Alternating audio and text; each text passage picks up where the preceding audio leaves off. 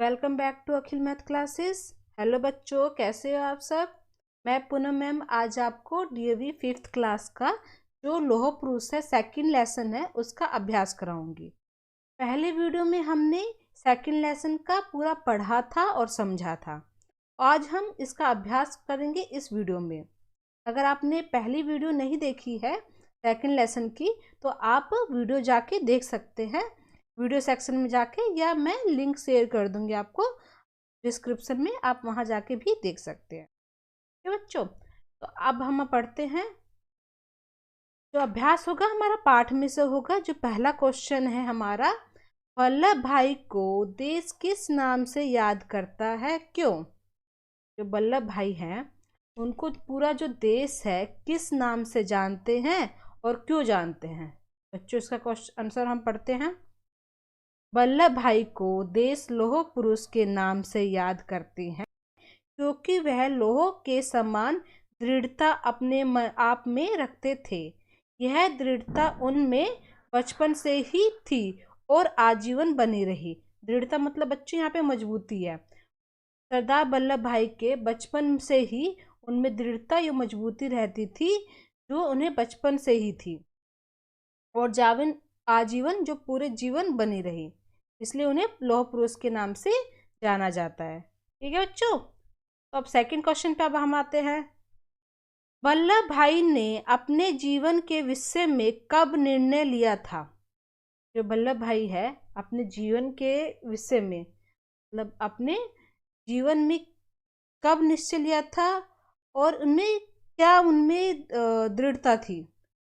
ठीक है, वल्लभ भाई ने अपने जीवन के विषय में 10वीं कक्षा की परीक्षा उत्तीर्ण होने के बाद निर्णय ले लिया था कि उन्हें इंग्लैंड जाकर कानून की पढ़ाई करनी है और अपना जीवन सम्मानपूर्वक व्यतीत करना है।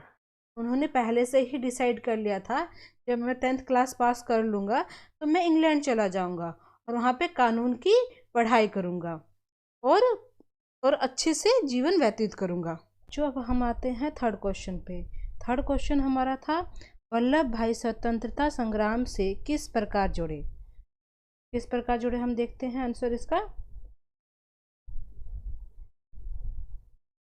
वल्लभ भाई इंग्लैंड से आने के बाद वकालत करने लगे और कुछ दिनों के बाद उन्होंने चंपारण बिहार में नील की खेती करने वाले किसानों पर होने वाले अत्याचारों के विरोध में सत्याग्रह प्रारंभ कर दिया। वल्लभ भाई हैं वकालत करने लगे थे, ठीक है, और उसके बाद उन्होंने ये देखा कि चंपारण जो बिहार में है वहाँ पे नील की खेती की जाती थी।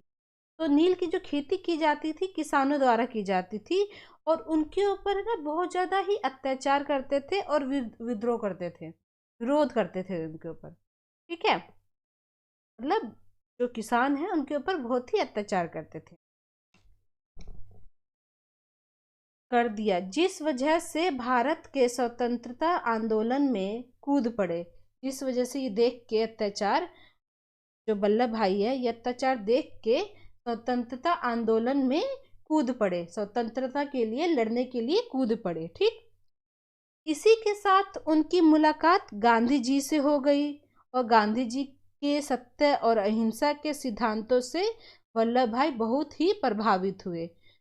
तो इसी टाइम पे गांधी जी भी उस सत्याग्रह में शामिल थे, और जो गांधी जी थे वो सत्य और अहिंसा से बहुत ही मतलब मानते थे इस चीज़ को। तो वल्लभ भाई इसी चीज़ को देख के प्रभावित हो जाते हैं। इस प्रकार वल्लभ भाई स्वतंत्रता संग्राम से जुड़े और जो वल्लभ भाई है स्वतंत्रता संग्राम से जुड़े। ठीक है बच्चों, अब हम आते हैं फोर्थ क्वेश्चन पे। सरदार पटेल ने अहमदाबाद की सभा में क्या कहा। जो सरदार पटेल है अहमदाबाद की सभा में क्या कहा। ठीक है, अहमदाबाद लोकेशन है। ठीक है, सरदार पटेल ने अहमदाबाद की सभा में भाषण देते हुए कहा कि अगर कल सब नेता बंदी बना लिए जाए तब भी स्वतंत्रता संग्राम जारी रखना। जो अहमदाबाद में भाषण देते हुए सरदार पटेल है कहते हैं कि अगर हम सभी को, मतलब हम सभी को जो नेता लोग हैं उनको बंदी बना लिया जाए जनता से कहते हैं। तो आप लोग स्वतंत्रता के लिए लड़ाई जारी रखना, ठीक है। मर मर जाना पर आगे बढ़ाए हुआ कदम पीछे नहीं हटाना। कहते हैं कि तुम मर जाना, लेकिन जो तुमने कदम आगे बढ़ा रखा है स्वतंत्रता के लिए, वो कदम पीछे मत हटाना। यह घोषणा उन्होंने अपनी ओजस्वी वाणी से कही थी। और उन्होंने ये जो घोषणा की थी अपने ओजस्वी तेजस्वी वाणी आवाज से कही थी, जो उनको प्रभावित कर रही थी जनता को। क्या बच्चों, अब हम आते हैं 5th क्वेश्चन पे। स्वतंत्र भारत में सरदार पटेल का सबसे बड़ा योगदान क्या था? जो हमारा स्वतंत्र जब भारत हुआ था, तो सरदार पटेल का सबसे बड़ा योगदान क्या था? देखते हैं क्या था।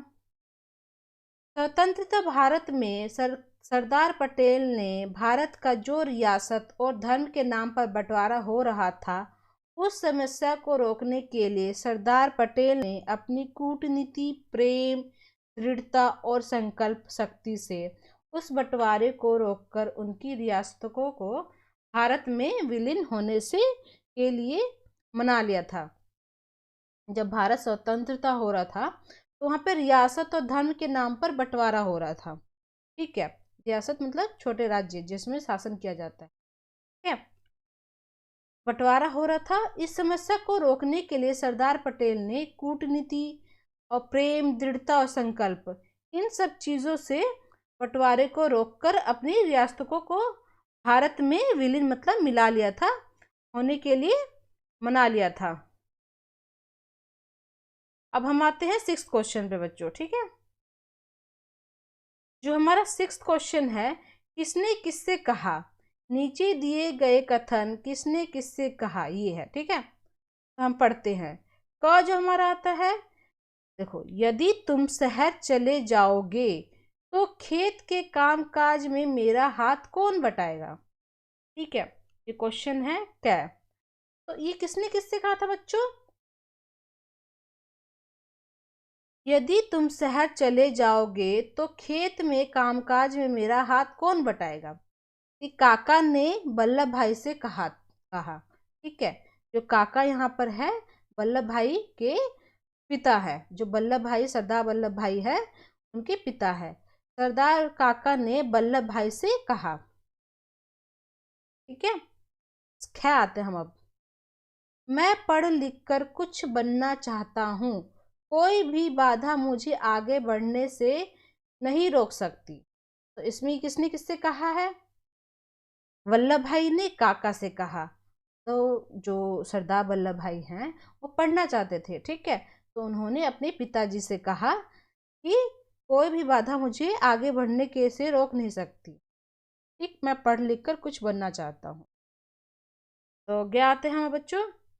देखो, किसी अज्ञात हितैषी ने मेरा इंग्लैंड जाने का टिकट भेजा है। अब ये कौन किससे कहता है? अज्ञात हितैषी मतलब हित चाहने वाला, कोई बंदा जो हित चाहने वाला आदमी, ठीक। विठुल ने वल्लभ भाई से कहा। किसने किससे कहा? विठुल। विठुल कौन था? सरदार वल्लभ भाई का बड़ा भाई था। विठुल ने वल्लभ भाई से कहा, ठीक, यह टिकट आप ले लीजिए, आपके ही नाम है। तो ये किसने किससे कहा था बच्चों? पाठ में तो आपने पढ़ा ही था किसने किससे क्या कहा था, पूरा पाठ पढ़ा था, तो आपको अच्छे से आना चाहिए। तो इसमें देखते कौन किससे कहता है। वल्लभ भाई ने विठुल से कहा।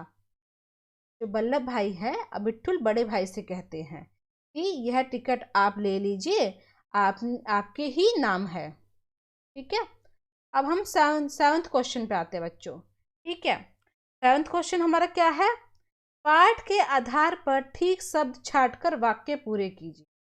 जो हमने पूरा पाठ पढ़ा था उसमें एक पूरा लाइन दिया गया था, और हम इस क्वेश्चन में भी लाइन दिया गया है, और हमको सही इसको फिल करना है, फिल द ब्लैंक्स को सही करना है, ठीक है बच्चों।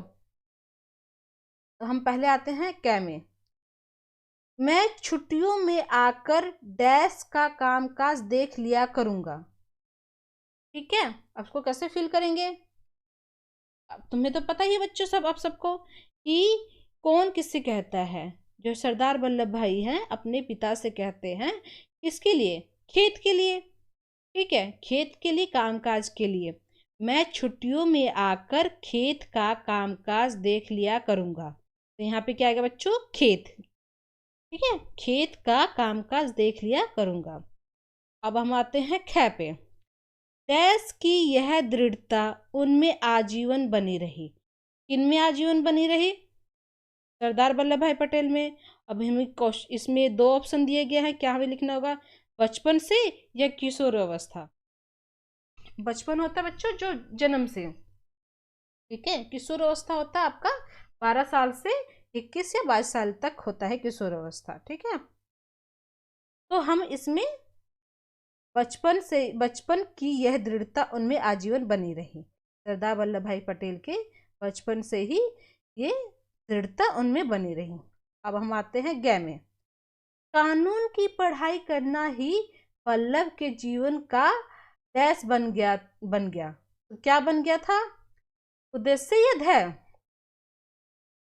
उद्देश्य, मतलब उनके जीवन में पूरा उद्देश्य बन गया था कि मैं कानून की पढ़ाई करूंगा ही, और उनके जीवन का ही एक लक्ष्य बन गया था।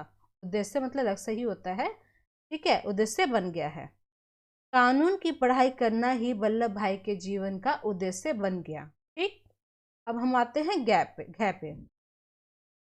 चिल्लाता हुआ उनका डैश भाई विठुल उनके पास आया।